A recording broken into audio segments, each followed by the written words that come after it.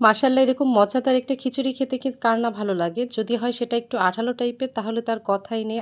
ঝরঝরা খিচুড়ির একটা টেস্ট আর একটু আঠালো টাইপ খিচুড়ি কিন্তু অন্যরকম আরেকটা টেস্ট। ২ টা খিচুড়ি কিন্তু মাশাআল্লাহ অনেক ভালো লাগে। সো সাইমাজ কিচেন অ্যান্ড ব্লগের সাথেই থাকবেন। আশা করি পুরো ভিডিওটা দেখবেন, ভালো লাগবে। আর এই খিচুড়িটা তৈরি করার জন্য প্রথমে আমি বেরেস্তা ভেজে নিয়েছি। বেরেস্তা ভাজা তেলের মধ্যেই কিন্তু আমি মাংসগুলো দিয়ে দিব। প্রথমে মাংসগুলো আমি মেরিনেট করে নেব। আর এখানে আমি হাড় চর্বিযুক্ত সহ আমি এখানে ২ কেজি পরিমাণে গরুর মাংস নিয়েছি।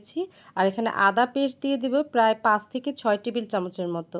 রসুন বাটা দিয়ে দিব প্রায় ৩ টেবিল চামচের মতো।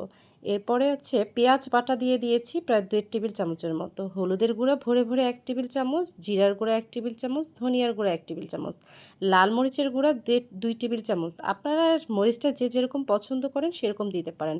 স্বাদ মতো লবণ দিয়ে দিলাম আর একটা টমেটোকে কেটে ছোট ছোট কিউব করে দিলাম। আর এখানে পেঁয়াজ বেরেস্তা ভেজে রেখেছিলাম, সেই পেঁয়াজ বেরেস্তা প্রায় ১.৫ মুঠের মতো দিয়ে দিলাম। সরিষার তেল সামান্য পরিমাণে দিয়ে দিয়েছি। সবগুলো মশলাকে আমি খুব সুন্দরভাবে মেরিনেট করে নেব। আপনারা নিশ্চয়ই দেখে বুঝে নিয়েছেন আমি কিন্তু এখানে মশলার পরিমাণটা একটু বেশিই রেখেছি। আসলে মশলার পরিমাণটা বেশি রাখার একটা কারণ আছে। আমি কিন্তু খিচুড়িতে কোনো এক্সট্রা মশলা ব্যবহার করব না। মাংসের সাথে যে মশলাটা দিয়ে দিয়েছি সেই মশলা দিয়েই কিন্তু আমি রান্নাটা কমপ্লিট করে নেব। আর এদিকে চুলায় বসিয়ে দিয়েছি। মাংসের গায়ের থেকে যে পানিটা বের হয়েছে সেই পানিটা দিয়ে কিছুক্ষণ কষিয়ে নেব। এরপরে আমি এখানে তেজপাতা, দারচিনি, এলাচ দিয়ে দিলাম। দিয়ে কিছুক্ষণ একেবারে ভালোভাবে কষিয়ে নেব।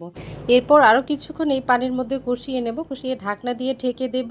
কিছুক্ষণ রান্না করার পরে যখন তেলটা উপরে ভেসে আসবে তখন এখানে আমি পরিমাণ মতো কিছুটা পানি দিয়ে দেব। আর এখানে কিন্তু অবশ্যই গরম পানিটা অ্যাড করার চেষ্টা করবেন, ঠান্ডা পানিটা দিবেন না। গরম পানি দিলেই টেস্টের পরিমাণটা কিন্তু ভালো থাকবে। এরপরে পানি দেওয়ার পরে আমি একেবারে কুক করে নেব প্রায় আপনার 80% মতো। মাংসটা 80% মতো কুক করে নেওয়া হয়ে গেলে কিন্তু আমার মাংসটা কষানো হয়ে যাবে। এরপর ঢাকনা দিয়ে ঢেকে আমি কিছুক্ষণ রান্না করে নিলাম।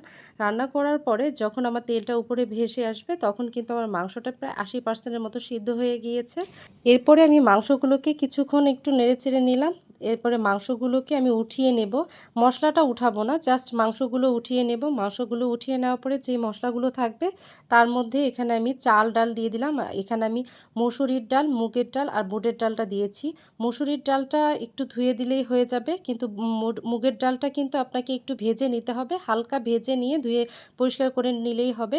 আর বুটের ডালটা কিন্তু আমি সারা রাত ধরে ভিজিয়ে রেখে হালকা একটু সিদ্ধ করে নিয়েছি। যেহেতু খিচুড়ি হতে বেশি সময় লাগে না, বুটের ডালটা কিন্তু অবশ্যই চেষ্টা করবেন একটু আগে থেকেই সিদ্ধ করে নেওয়ার জন্য। প্রায় 70%-এর মতো সিদ্ধ করে নেবেন। সিদ্ধ করে নিয়ে তারপরে হচ্ছে গিয়ে খিচুড়ির সাথে দিবেন। এরপরে আমি এখানে খিচুড়িটাকে কিছুক্ষণ ভেজে নিয়েছি। তারপরে এখানে আমি গরম পানি দিয়ে দিলাম।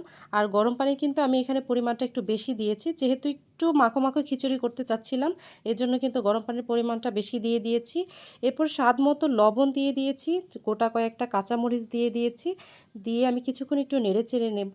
নেড়ে ঢাকনা দিয়ে ঢেকে আমি রান্না করে নেব। এখানে একটু লো হিটে রান্না করে নেবেন, তাহলে একটু মাখা মাখা খিচুড়ি হয়ে যাবে। আর আমার খিচুড়িটা দেখেই বুঝে নিচ্ছেন কেমনটা হয়েছে।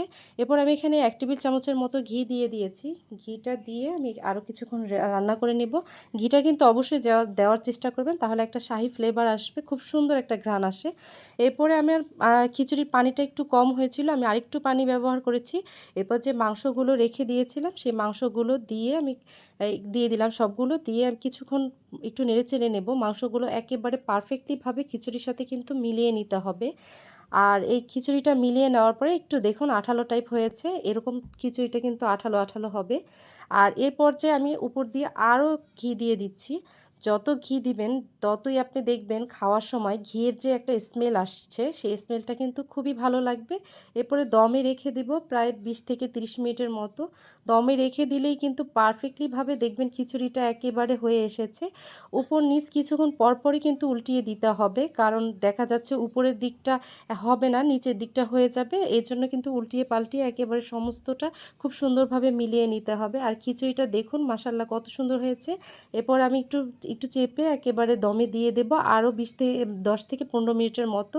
এরপরে দমে দেওয়ার পরে কিন্তু আমার পারফেক্টলিভাবে খিচুড়িটা হয়ে যাবে। খিচুড়িটা হয়ে গেলে আমি কিছুটা বেরেস্তা রেখে দিয়েছিলাম, উপর দিক দিয়ে দিলাম। ঝরঝরা খিচুড়ির থেকে কিন্তু এই খিচুড়িটা আমার কাছে বেশি ভালো লাগে, তাই আমি এইভাবে করে খিচুড়িটা তৈরি করে নিয়েছি। আর খিচুড়িটা দেখতে যেরকম মাশাআল্লাহ অনেক সুন্দর হয়েছিল, খেতেও কিন্তু সেরকম মজা হয়েছিল। সো আপনাদের কাছে খিচুড়ি রান্নাটা কেমন লাগলো অবশ্যই কমেন্ট করে জানাবেন। আর বাসায় কিন্তু একবার ট্রাই করে দেখতে পারেন, এরকমভাবে খিচুড়ি রান্না কিন্তু বেশ মজা লাগে। আজ